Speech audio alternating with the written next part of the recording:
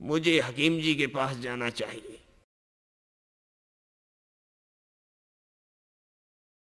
हकीम जी, हकीम जी। अरे भाईजान, सुनाओ, बड़े मियाँ की तबीयत कैसी है? हकीम जी, अब्बू तो बोल ही नहीं रहे हैं। क्या बोल नहीं रहे? जी हकीम जी, तुम जल्दी से मेरे साथ चलिए। चलो भाईजान, चलते हैं।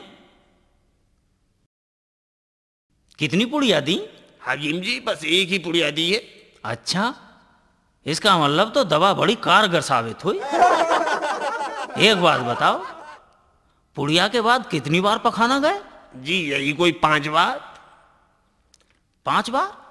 मेरे हिसाब से तो पखाना 6 बार जाना चाहिए। हकीम जी, हिसाब बाद में देखो, पहले अब्बू को देखते हैं ये बोल क्यों नहीं रहे। हकीम जी, ऐसा है भाईजान, पहले मैं अपना हिसाब देखूं। अब्बू कुछ तो बोलिए, बोलिए तो सही अब्बू जान। अरे मियाँ, ये कहां से बोलेंगे? ये तो मरे पड़े हैं। क्या अब्बू जान मर गए? हाँ।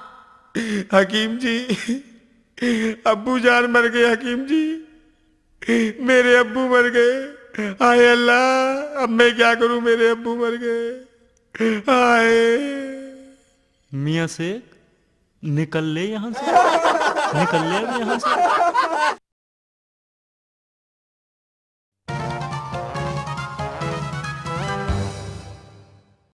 अम्मी जान, अम्मी जान, अम्मी जान, अम्मी जान।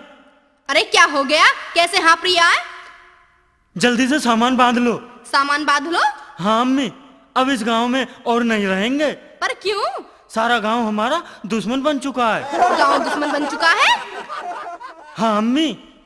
यहाँ बैठ और ठंडे दिमाग से बता क्या बात है। अम्मी जान, ये समय बैठने का नहीं है, तुम जल्दी ये सामान बांध लो। ये गांव हमारा किसी काम का नहीं है। इस गांव में हम नहीं रहेंगे। ये गांव हमारा कोई काम ही नहीं चलने देता। पहले दवा दी तो कलुआ की दादी जाती रही, और इस बार दवा दी। अरे नामुराद, इस बार किसका काम तमाम कराया?